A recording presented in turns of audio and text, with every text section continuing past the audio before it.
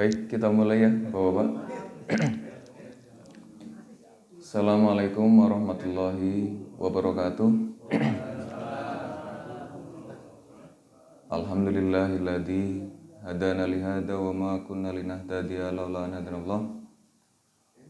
Asyhadu an la ilaha illallah wahdahu la syarikalah wa asyhadu anna Muhammadan abduhu wa rasuluh amma ba'du. Puji syukur kepada Allah Subhanahu wa taala di mana pada pagi hari ini kita sama-sama diberikan nikmat di mana kita bisa menjalankan sholat subuh berjamaah dan juga kita lanjutkan dengan kajian Coffee Morning seperti biasa gitu ya. Salawat dan salam tak lupa kita panjatkan kepada junjungan kita Nabi besar Muhammad SAW, kepada para sahabat beliau, keluarga beliau, serta seluruh umat Islam yang insyaallah setia menjalankan risalah beliau sampai dengan hari kiamat. Baik, mungkin saya mohon izin pada Bapak dengan guru-guru kami, dengan ustadz-ustadz kami, dan juga dengan para tokoh masyarakat serta jamaah sekalian, saya izin lebih kepada menyampaikan untuk menambah literasi lah ya, untuk menambah literasi terkait dengan instrumen keuangan syariah gitu. Mungkin selama ini kita suka dengar gitu ya, suka dengar instrumen-instrumen syariah gitu, kayak misalnya ada pasar modal syariah gitu kan, kemudian ada saham syariah, reksadana syariah dan lain-lain itu.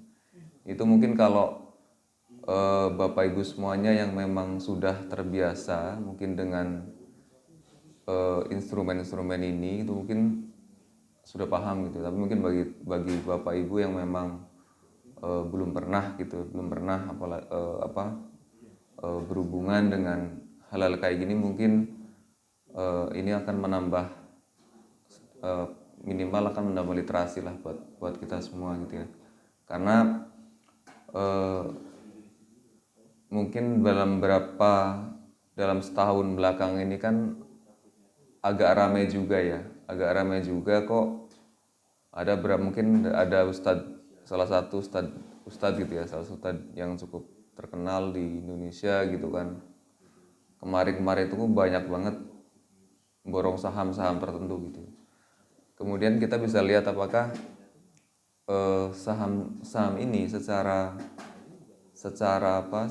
fatwanya gitu ya, itu sebenarnya bagaimana sih, apakah sudah diatur apa belum di dalam fatwa Majelis Ulama Indonesia gitu.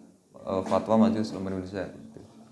Karena lembaga yang berhak untuk memberikan fatwa gitu ya, lembaga yang berhak untuk memberikan fatwa terkait dengan ekonomi syariah adalah Majelis Ulama Indonesia gitu. Jadi saya pikir saya tidak untuk mengajak Bapak Ibu semuanya bertransaksi saham syariah, tapi ini saya hanya menyampaikan supaya kita sama-sama menambah literasi kita gitu ya, terkait dengan saham syariah itu apa sih sebenarnya yang selama ini dilakukan oleh orang-orang gitu kan, bertransaksi saham syariah, kemudian bagaimana fatwanya menurut ulama Majelis Ulama Indonesia gitu. Baik, itu mungkin sekedar prolog. Saya akan masuk ke materi. Ini adalah terkait dengan saham syariah. Jadi kalau saham itu intinya adalah kepemilikan itu ya, kepemilikan terhadap satu perusahaan gitu ya. Jadi kalau Bapak Ibu pengen punya perusahaan, sebenarnya nggak perlu bikin perusahaan gitu ya. Jadi kalau Bapak Ibu kepengen punya misalnya perusahaan, misalnya Unilever gitu ya, perusahaan Unilever atau perusahaan apapun, sebenarnya kita dengan sangat mudah gitu ya untuk memiliki kepemilikan di suatu perusahaan tersebut. Syaratnya adalah perusahaan tersebut ya perusahaan publik gitu ya. Perusahaan publik itu artinya perusahaan yang sudah go public, kemudian sahamnya diperdagangkan di pasar sekunder gitu ya. Nah, pasar sekunder ini dalam hal ini adalah Bursa Efek Indonesia gitu ya. Ini seperti ini. Jadi kalau Bapak Ibu pengen punya perusahaan gampang sekarang gitu ya. Jadi tinggal beli saham itu udah punya perusahaan gitu. Walaupun cuma satu lot gitu ya. Satu lot itu cuma sekarang 100 lembar gitu. Jadi kalau misalnya satu lembarnya misalnya 5.000 ya 100 lot ya berarti cuma berapa? 500.000 ya. 5.500.000 ya. 500.000. Jadi dengan 500.000 itu Bapak sudah punya perusahaan gitu. Jadi sangat-sangat gampang gitu ya. Nah, besar kecilnya saham itu ya tergantung dari nilai saham yang atau nilai kepemilikan atau jumlah saham yang kita miliki gitu sih. Nah, kemudian saham syariah itu apa gitu? Saham syariah itu ya sama-sama saham gitu ya. Tapi harus memenuhi ketentuan syariahnya. Harus sesuai dengan prinsip syariahnya. Prinsip syariahnya dari mana? Prinsip syariahnya itu yang diatur di dalam fatwa DSN MUI gitu. Nanti saya akan coba sampaikan juga mengenai fatwa-fatwa yang mengatur mengenai saham syariah ini gitu. Jadi ini juga sudah menjadi atau difatwakan oleh Majelis Ulama Indonesia kita. Ada sekitar 3 sampai 4 fatwa yang mengatur terkait dengan saham syariah ini gitu. Kemudian saham syariah ini tuh sebenarnya menggunakan akad apa gitu. Akad yang digunakan itu sebenarnya akad sirkah musahamah gitu ya. Kalau saya dulu belajar tentang ekonomi syariah itu akad yang digunakan akad sirkah musahamah gitu. Sirkah musahamah itu ya berkongsi gitu ya. Berkongsi, bekerja sama antara beberapa pihak di mana masing-masing pihak itu sama-sama menyetorkan modalnya, tapi musahamah ini menggunakan saham gitu ya. Jadi kita memiliki perusahaan gitu ya, memiliki perusahaan, kita sama-sama menyetor modal, tapi dalam bentuk saham, dalam bentuk pemilikan atau dalam bentuk hisoh namanya gitu kalau dalam fatwanya. Kemudian ini hanya terminologi aja. Jadi pasar perdana saham itu adalah kegiatan penawaran atas penjualan saham untuk pertama kali oleh penerbit saham, baik yang dilakukan melalui penawaran umum maupun tidak melalui penawaran umum. Jadi sebenarnya penawaran perdana ini adalah pemilik pertama dari saham tersebut gitu ya.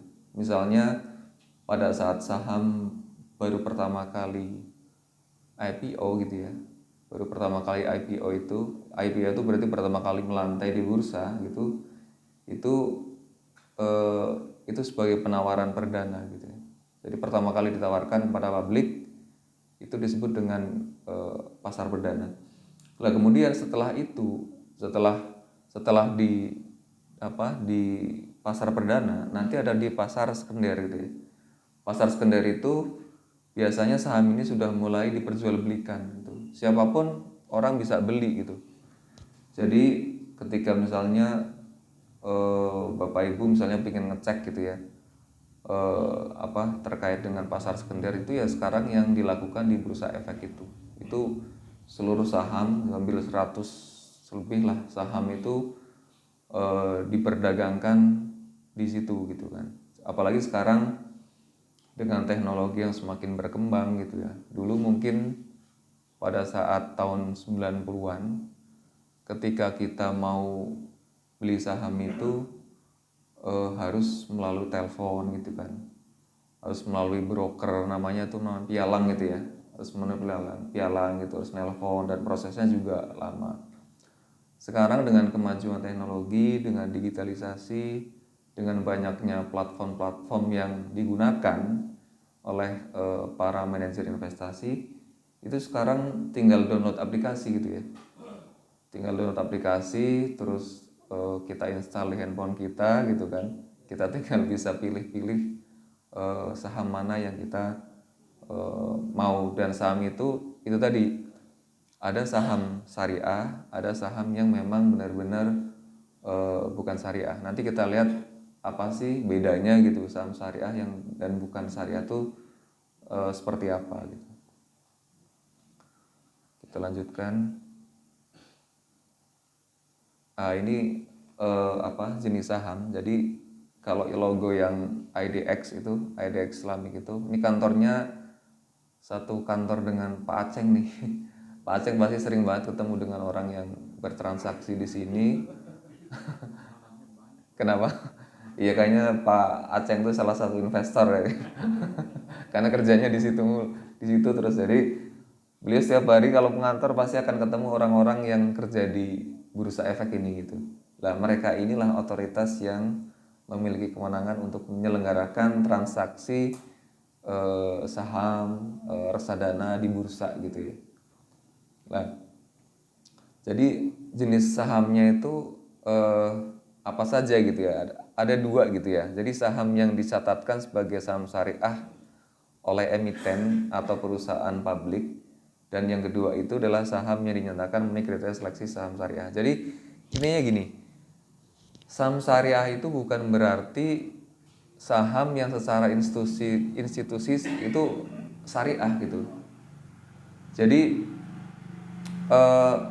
contohnya gini, saham yang secara institusi syariah adalah contohnya saham kalau di bidang keuangan misalnya BRI Syariah misalnya.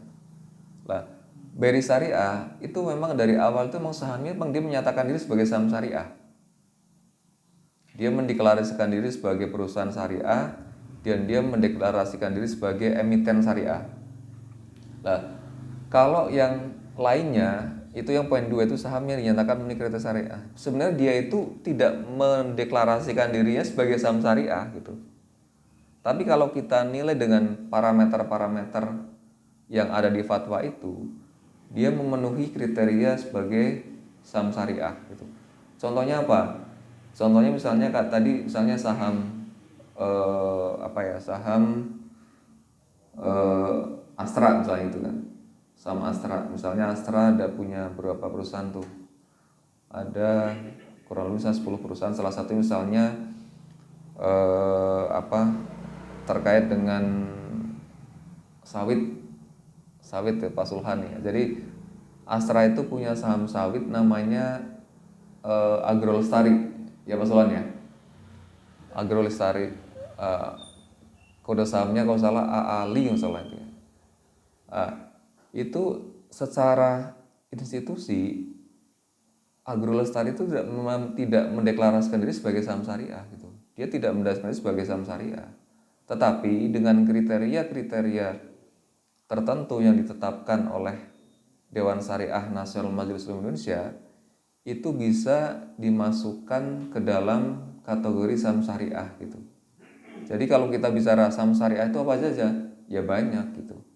Tidak hanya misalnya punya bank syariah atau lembaga keuangan syariah atau misalnya hotel, misalnya ada hotel syariah dan lain-lain. Jadi tipenya itu ada dua Pak ya. Jadi ada saham yang memang sudah dari awal mendeklarasikan diri sebagai saham syariah, ada juga yang memang bukan saham syariah, tidak dideklarasikan sebagai saham syariah, tetapi secara kriteria kriteria di dalam fatwanya itu masuk ke dalam saham-saham syariah. Saya bisa dan saham-saham yang masuk dalam saham syariah ini selalu diupdate oleh oleh bursa setiap bulan sekali kalau salah. Jadi itu bisa keluar masuk Pak. Jadi saham yang tadinya syariah untuk periode sekarang itu di bulan ke depan itu belum tentu masuk gitu. Karena apa? Karena kalau salah satu kriteria yang ditetapkan oleh bursa syariah itu tidak memenuhi syarat, maka dia akan dikeluarkan dari daftarnya gitu. Namanya itu daftar efek syariah. Ini saya coba lihat ini. Kok nggak bisa? Oh iya. Kenapa begini? Oh, harus disenggol dulu ya.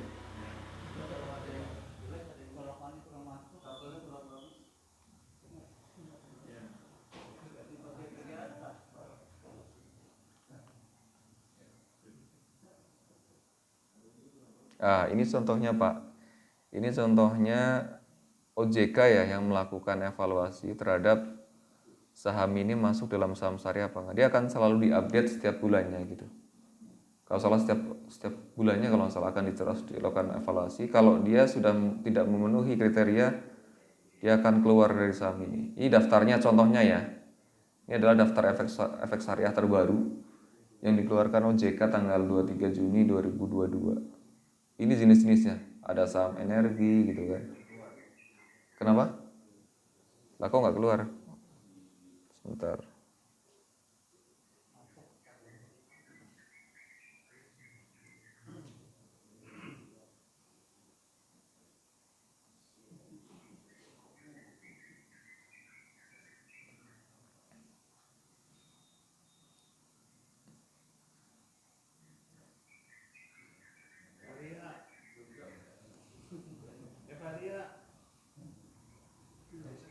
Iya.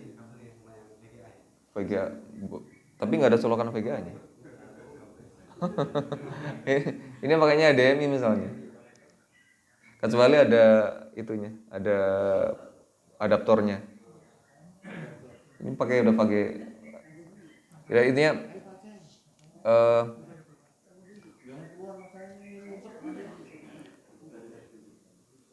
caranya gimana ya? Saya lupa.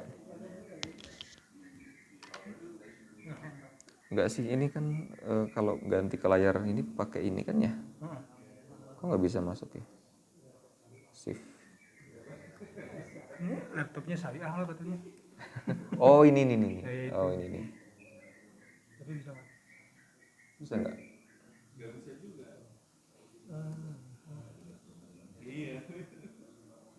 Oh nggak bisa ya? Oh di sini ya Pak. Masalahnya di sini. Coba ini minimize.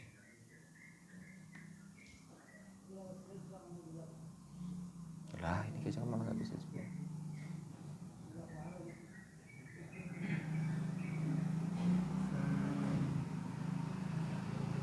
Oh ya ya betul ini Pak. Coba dulu. Tanam tiupin dulu.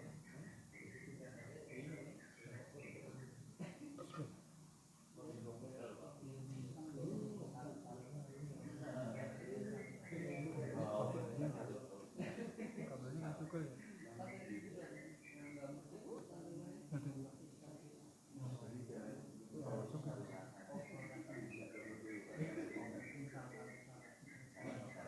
Oh bisa kayaknya.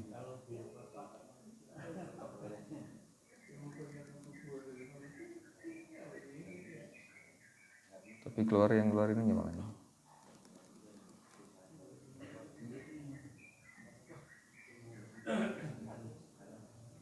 Kalau nggak mau keluar.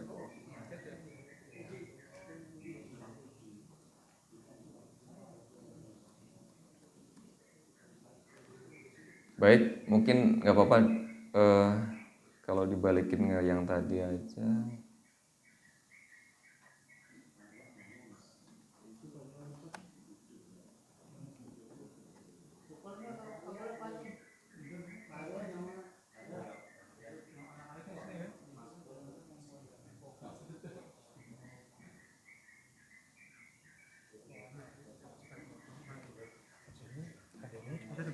Iya.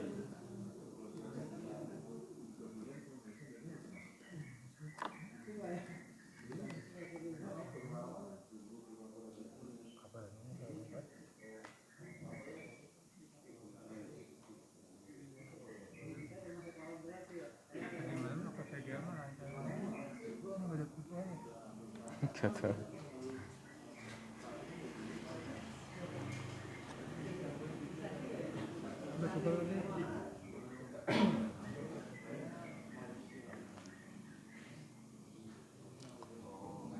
Baik, kita lanjutkan aja Pak.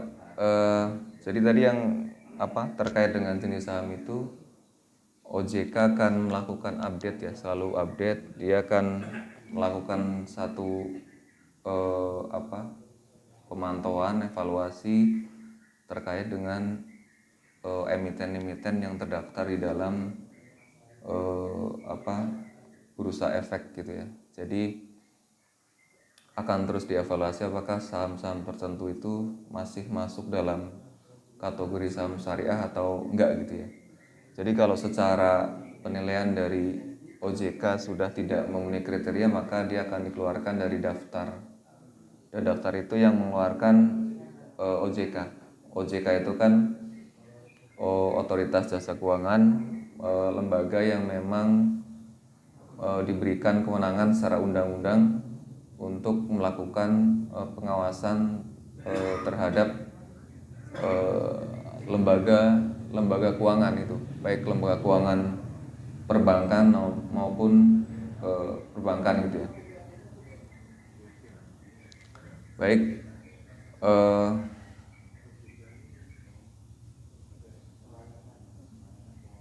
kemalang nggak bisa tahu. Terus tadi saya sebutkan ada beberapa fatwa yang mengatur terkait dengan pasar modal itu ataupun saham. Jadi Majelis Ulama Indonesia melalui Dewan Syariah Nasional Majelis Ulama Indonesia telah mengeluarkan fatwa. Ada 3 fatwa ya. Ada fatwa nomor 40 tahun 2003 itu tentang pasar modal dan pedoman umum penerapan prinsip syariah di bidang pasar modal. Kemudian ada fatwa nomor 80 itu terkait dengan penerapan prinsip syariah dalam mekanisme perdagangan efek bersifat ekuitas di pasar reguler bursa efek. Kemudian ada fatwa nomor 135 tahun 2020 tentang saham.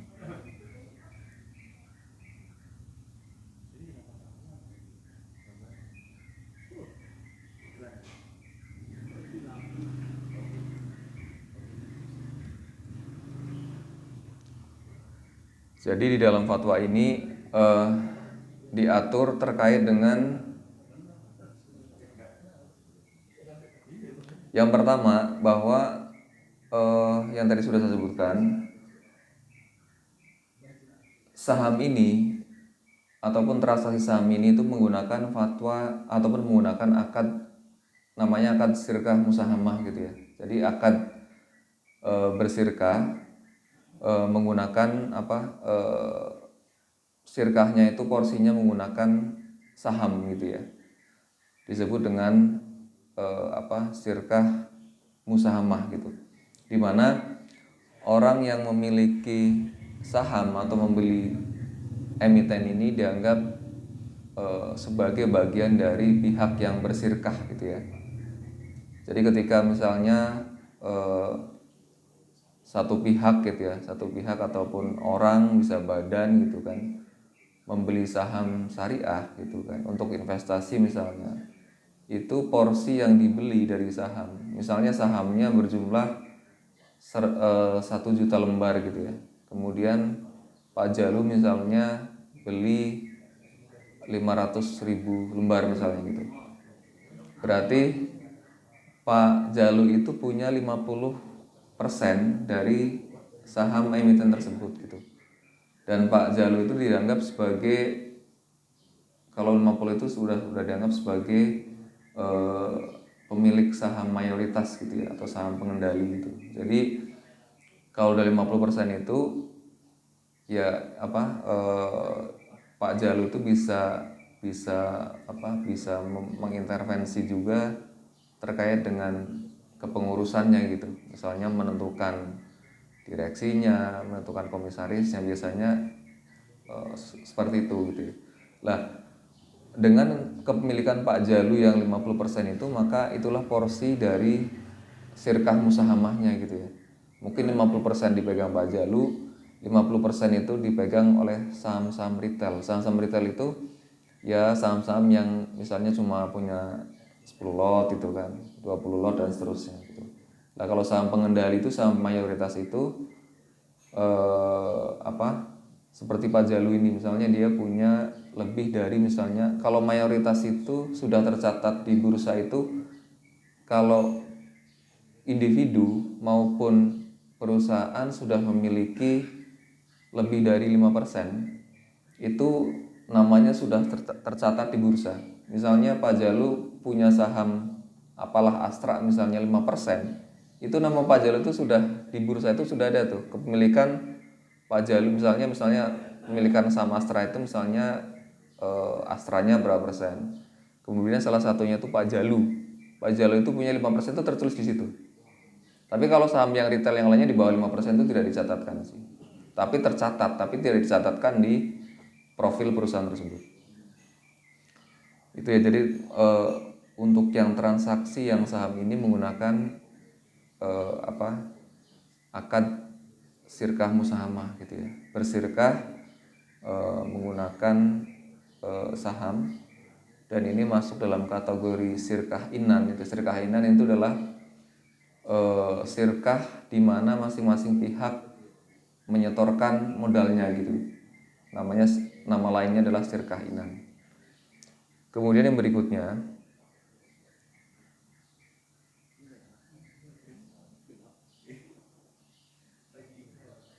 kenapa? Nggak bisa tampilin.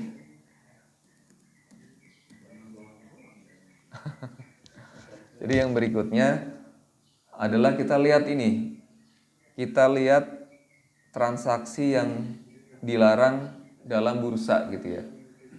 Jadi dalam salah satu fatwanya, fatwa nomor 80 terkait dengan pedoman transaksi efek di bursa, ini bahwa pelaksanaan perdagangan bursa ataupun saham di bursa itu tidak boleh mengandung unsur doror. Doror itu suatu yang membahayakan. Kemudian goror itu adalah sesuatu yang tidak pasti gitu ya. Kemudian riba ini artinya ya ada sesuatu dalam transaksi itu yang adanya tambahan yang menyebabkan tambahan atas transaksi yang berbau riba atau konvensional. Kemudian di situ ada maisir juga. Maisir itu transaksi yang ada unsur judinya. Kemudian ada tadlis. Tadlis itu transaksi yang bersifat penipuan gitu ya.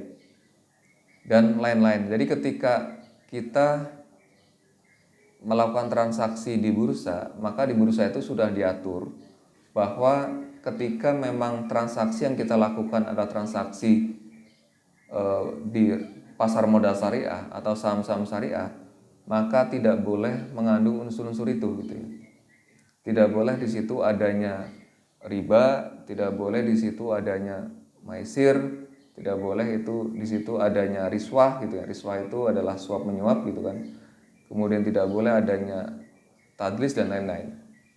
Nah, kita coba lihat apa sih yang masuk dalam kategori tadlis misalnya. Tadlis itu adalah penipuan.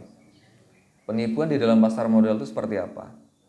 Jadi yang pertama adalah yang dimaksud dengan tadlis dalam pasar modal atau penipuan. Yang pertama adalah disebut dengan front running gitu ya. Front running ini adalah tindakan dari anggota bursa efek yang melakukan transaksi lebih dahulu atas suatu efek tertentu atas dasar adanya informasi bahwa nasabahnya akan melakukan transaksi dalam volume besar atau efek tersebut yang diperkirakan mempengaruhi harga pasar, tujuannya untuk meraih keuntungan atau mengurangi kerugian gitu ya. Jadi dia memberikan informasi palsu gitu bahwa akan ada saat misalnya akan ada pemodal besar masuk nih gitu kan. Supaya apa tujuannya? Kalau ada pemodal besar masuk biasanya akan mempengaruhi harga saham sehingga orang-orang itu akan menjadikan yang lainnya atau pelaku saham lainnya itu untuk membeli saham tersebut. Padahal tujuannya memang untuk menipu gitu. Untuk menipu, setelah nanti orang-orang masuk dia akan jual sahamnya, dia akan keluar. Itu salah satu penipuannya. Kemudian bentuk lainnya adalah yang disebut dengan istilah misleading information atau informasi yang menyesatkan. Jadi yang dimaksud informasi menyesatkan ini adalah membuat pernyataan atau memberikan keterangan yang secara material tidak benar atau menyesatkan sehingga mempengaruhi harga efek di bursa efek gitu. Misalnya Kalau ini istilahnya kayak istilah-istilah sekarang tuh namanya pom-pom gitu ya, pom-pom saham gitu ya, atau apa sih FOMO gitu ya kalau istilah anak-anak muda sekarang. Jadi yang melakukan pom-pom saham itu biasanya gini, dia kepengen sahamnya dia itu naik gitu ya. Dia bikin informasi-informasi yang menyesatkan. Misalnya dia nyewa artis gitu ya untuk ngomong di media, saham ini bagus loh gitu ya. Saham ini bagus, endorse itu. Endorse saham ini bagus. Saham ini kedepannya akan kemarin kan sempat ramai ya, ada ustadz, ada ini, ada segala macam yang ngomong-ngomong tentang saham ini bagus dan sebagainya. Itu sebenarnya tidak dilarang gitu ya. Dilarang karena termasuk dalam kategori yang FOMO tadi atau dalam kategori yang memang memberikan informasi yang belum tentu kebenarannya gitu. Jadi kalau memang kita sudah ngomong seperti itu dengan tujuan supaya harga salah satu sahamnya itu naik, itu sebenarnya dilarang. Karena informasi itu kan belum tentu benar. Belum tentu benar dan memang dikhawatirkan bahwa di informasi itu memang tujuannya memang ingin mengendorse satu saham tertentu gitu. Sahamnya mungkin kinerjanya kurang baik, kemudian semakin turun. Kemudian untuk membuat saham itu naik, nilai saham itu naik, biasa misalnya menyewa selebritis ataupun siapa supaya tolong dong ngomong saham ini gitu. Dikasih inilah intinya, pesannya adalah gimana caranya saham ini dianggap saham yang baik, saham yang prospek, sehingga orang-orang itu akan tergerak untuk beli saham tersebut gitu ya. Tujuan seperti itu gitu. Jadi nanti setelah saham itu naik, kemudian orang-orang masuk ke situ, kemudian dia keluar gitu ya. Itu biasanya yang intinya kan kayak gitu. Makanya kita itu ya harus hati-hati gitu, harus hati-hati ketika kita ada seperti itu, kita jangan langsung beli sahamnya gitu, jangan gitu. Karena bisa jadi memang orang-orang ini memang di endorse untuk melakukan endorse terhadap saham-saham tertentu gitu. Jadi kita jangan langsung tertarik dan kita memang sebaiknya tuh harus menganalisa secara fundamental terhadap kinerja dari emiten tersebut gitu ya. Ini kalau misalnya ada hal yang seperti ini, itu salah satu yang dilarang di fatwa DSN MUI. Kemudian yang berikutnya itu tadi terkait dengan tadlis. Yang berikutnya adalah terkait dengan tindakan-tindakan yang sifatnya gharar gitu ya. Ini dicontohkan di sini dalam fatwa.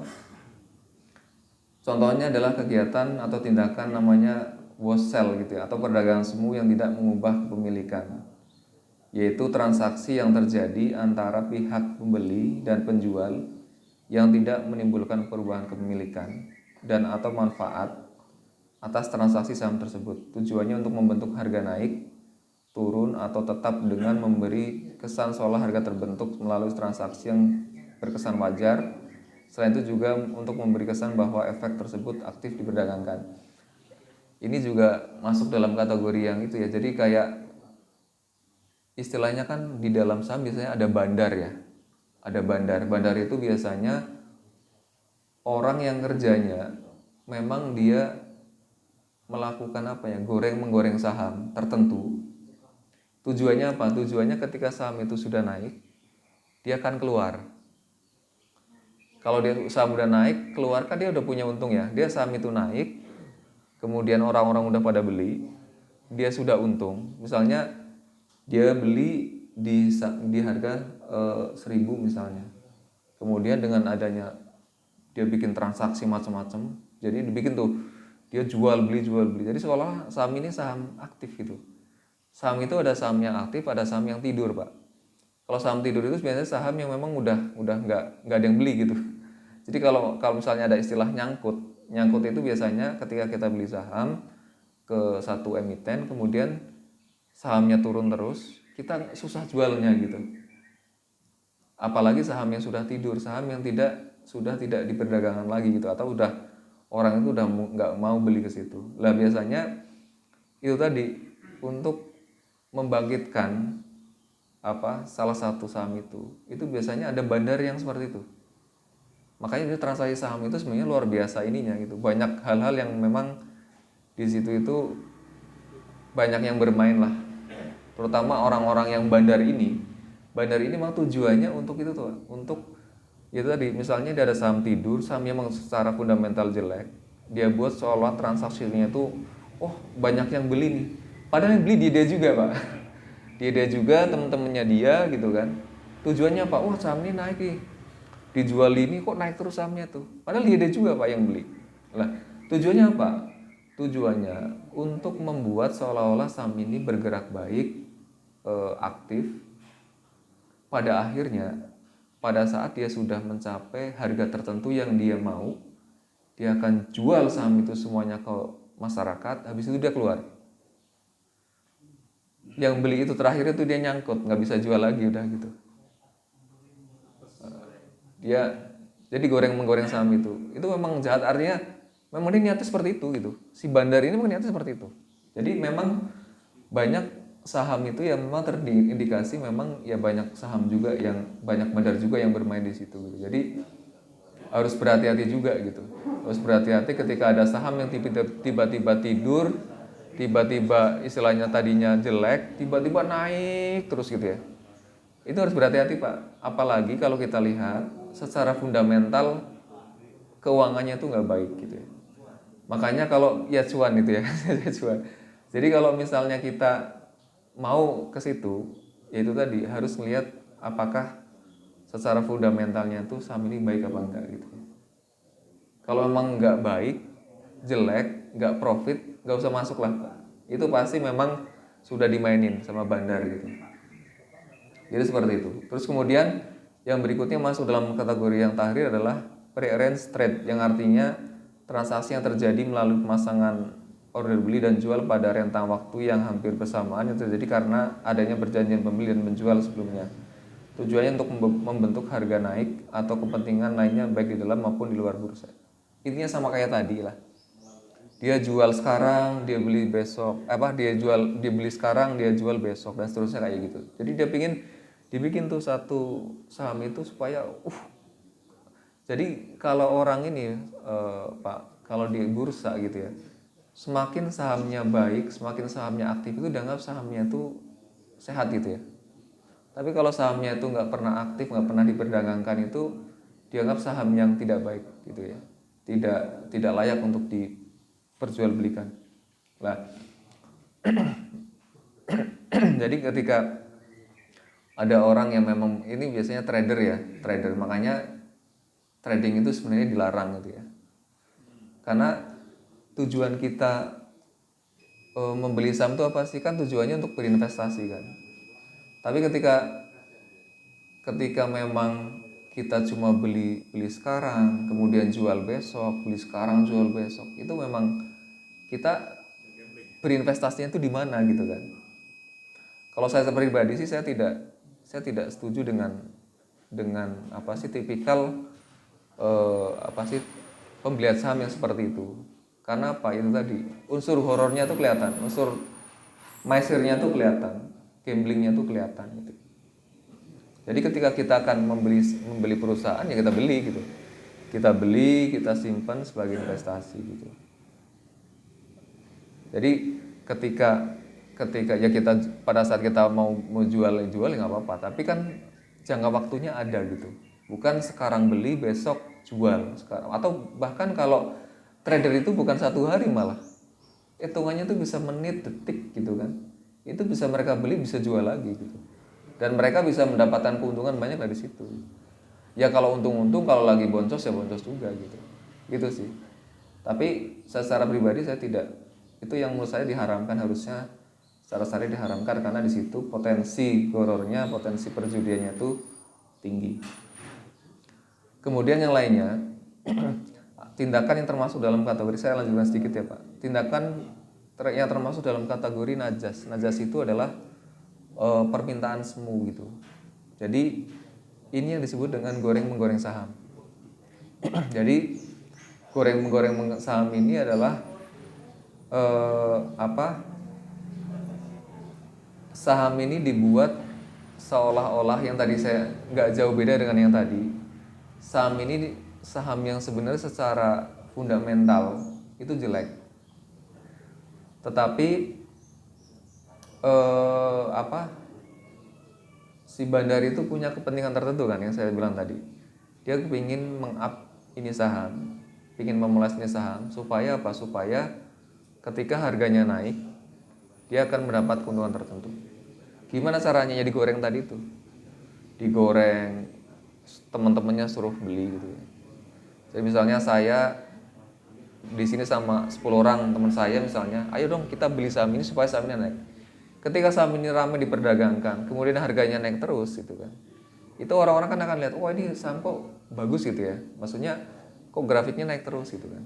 Lah kita nggak tahu bahwa di belakang itu ada unsur tadi itu, unsur yang memang permainan sehingga apa? Sehingga memang tujuannya, ada satu tujuan.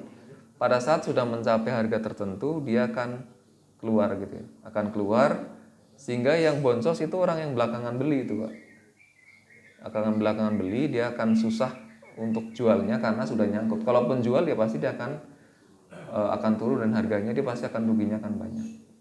Tapi menurut saya yang terbaik kalau mau berinvestasi saham adalah tujuan untuk investasi, jangan trading gitu ya. Karena kan kalau trading tadi unsur judinya dan sebagainya itu besar gitu ya.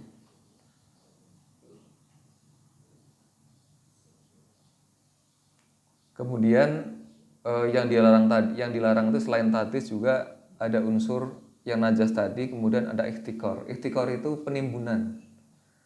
Jadi kita juga dilarang untuk melakukan penimbunan, bukan hanya penimbunan sembako gitu ya. Tapi saham juga kita tidak boleh gitu ya. Yang dimaksud penimbunan itu apa? Yang dimaksud penimbunan itu tadi, memang kita beli saham itu, kita borong, ya kita borong. Jadi seolah ini saham ini kok banyak diborong sama misalnya investor besar masuk nih. Ya kita borong, kita keep sehingga orang susah untuk beli, harganya akan mahal. Dan memang tujuannya untuk di keep seperti itu. Tujuannya untuk diborong semuanya, langka, harganya naik. Nanti ketika mahal dilepas. Jadi ikhtikar seperti itu. Itu juga dilarang juga. Kemudian yang berikutnya adalah short selling tadi ya. Short selling tadi yang beli sekarang nanti berapa menit lagi kita jual gitu. Itu juga dilarang. Short selling. Kemudian yang terakhir adalah insider trading gitu ya. Insider trading atau disebutnya itu Goben Fahish gitu ya. Jadi insider trading itu apa sih? Kalau kita kan pernah sering dengar gitu ya. Insider trading itu apa sih? Jadi insider trading sebenarnya jadi kita mendapatkan informasi dari orang dalam gitu. Misalnya Pak Sulhan kerja di salah satu, misalnya di Astra, tadi yang Astra Agro gitu ya. Nah, biasanya saham itu akan naik turunnya ketika akan terbit laporan keuangan. Nah, laporan keuangan atau adanya corporate action gitu. Jadi ketika misalnya misalnya laporan keuangan kan biasanya triwulan. Triwulan itu misalnya periode Maret, Juni, September sama Desember. Lah misalnya di periode misalnya di pertengahan Maret nih sebelum terbit, itu saya itu dari Pak Sulhan. Ini beli saham ini deh gitu ya. Ini nanti akan naik. Kenapa? Karena si triwulan pertama ini si saham ini bisa membukukan keuntungan yang besar banget gitu. Jadi nanti pasti harganya akan naik gitu. Lah, saya dikasih tahu dari Pak Sulhan sebagai orang dalam situ. Nah, karena saya sudah dapat informasi dari Pak Sulhan, maka saya akan beli tuh saham. Akan beli dan ternyata setelah mengeluarkan laporan keuangan, benar. Memang keuntungannya gede, jadi sahamnya tuh jadi naik tuh. Lah, dengan saya dapat informasi duluan dari Pak Sulhan, kemudian saya bertransaksi duluan, maka saya dapat untung dong. Setelah sahamnya naik saya dapat untung karena saya belinya di saham yang masih harganya masih di bawah. Lah, insider trading ini juga salah satu yang dilarang. Jadi kita tidak boleh membocorkan informasi-informasi yang ada di satu perusahaan tertentu yang tempat kita bekerja yang akan mempengaruhi apa sih harga dari saham tersebut. Mungkin itu yang bisa saya sampaikan. Terakhir mungkin yang seperti saya di awal sampaikan bahwa ini hanya sekedar literasi Pak, literasi supaya kita tahu ketika ada orang yang mengajak-ngajak untuk membeli saham tertentu, kita jangan langsung mau gitu ya. Kita jangan langsung tertarik. Yang harus pertama kita lakukan adalah kita harus pelajari fundamental perusahaan tersebut. Jadi pertama kita lihat secara laporan keuangannya perusahaan ini sehat apa enggak. Itu yang pertama. Terus yang kedua, dari pengurusnya. Dari sisi manajemennya, orang-orang yang ada di situ orang-orang yang bisa dipercaya apa enggak? Kalau memang dia orang-orang profesional, bukan istilahnya orang-orang titipan gitu ya, dari mana, ya itu menjadi pertimbangan juga. Kemudian yang berikutnya, yang ketiga adalah usahanya itu apa? Pertama, kalau usahanya misalnya suatu yang dilarang, yang diharamkan, ya jangan dibeli. Walaupun sahamnya itu secara fundamental bagus, misalnya perusahaan-perusahaan bir gitu misalnya, itu mungkin secara fundamental laporan keuangannya bagus, profit gitu ya. Tetapi itu kan nggak boleh kita beli karena sahamnya saham yang memang tidak bermanfaat gitu. Lah, jadi kita lihat usahanya apa? Usahanya ada nggak sih di masyarakat? Jangan-jangan cuma harganya sahamnya bagus, cuma ini barangnya apa sih, produknya apa, nggak jelas gitu. Jadi kita harus lihat sebenarnya saham ini itu produknya apa sih gitu kan? Apa sih yang dihasilkan? Apa yang di masyarakat bisa dimanfaatkan? Jadi menurut saya sih kalau mau berinvestasi di situ, 3 hal itu yang harus dilakukan. Pertama, fundamental laporan keuangannya. Kedua adalah pengurusnya. Ketiga adalah usahanya itu apa. Pertama, usahanya halal apa tidak. Kemudian produknya itu kita kenal apa enggak gitu. Kalau nggak kita kenal nggak usah lah gitu. Kalau misalnya kita beli saham Telkom kita kenal. Orang semua beli pulsa gitu kan tiap hari gitu kan. Nah, itu kita kenal, ada gitu barangnya gitu ya. Ada kita tahu gitu kan. Tapi kalau perusahaan-perusahaan yang lainnya nggak tahu ini apa sih, usahanya apa gitu, nggak jelas itu, ya nggak usah dibeli. Jadi intinya adalah sebagai penutup bahwa ini sebagai bagian dari literasi. Kalaupun mau berinvestasi di saham, berinvestasilah gitu dengan cara yang sehat. Jangan melakukan trading gitu ya. Karena trading itu ya pada akhirnya kan tadi itulah boncos dan sebagainya gitu ya. Kalau memang investasi kan kita memang tujuannya untuk berinvestasi. Kalau investasi pasti orang akan milih saham yang baik, usaha yang baik dan seterusnya gitu ya. Jadi kita juga jangan tergoda dengan misalnya ada artis atau siapa yang mengendorse satu emiten tertentu supaya kita beli. Jangan langsung minat lah untuk beli, tapi kita evaluasi usahanya apa, masuk dalam kategori saham syariah apa bukan, dan kita niatkan memang tujuannya untuk berinvestasi bukan untuk trading. Karena kalau kita lihat investor besar, kita udah lihat investor besar yang hidupnya dari saham itu ada Pak. Kalau Bapak tahu namanya Warren Buffett. Warren Buffett itu dia investor. Itu dia belinya dia jual beli saham aja gitu. Tapi dia investor Pak, bukan trader. Kalau di Indonesia ada satu namanya Lo Keng Hong, LKH itu, Lo Keng Hong. Itu investor. Dia bukan trader. Dia cuma beli saham-saham yang dianggap bagus dan memang profitable gitu ya. Itu mungkin yang bisa saya sampaikan Bapak semuanya. Kalau ada hal yang kurang berkenan, saya mohon untuk dimaafkan. Terima kasih. Assalamualaikum warahmatullahi wabarakatuh.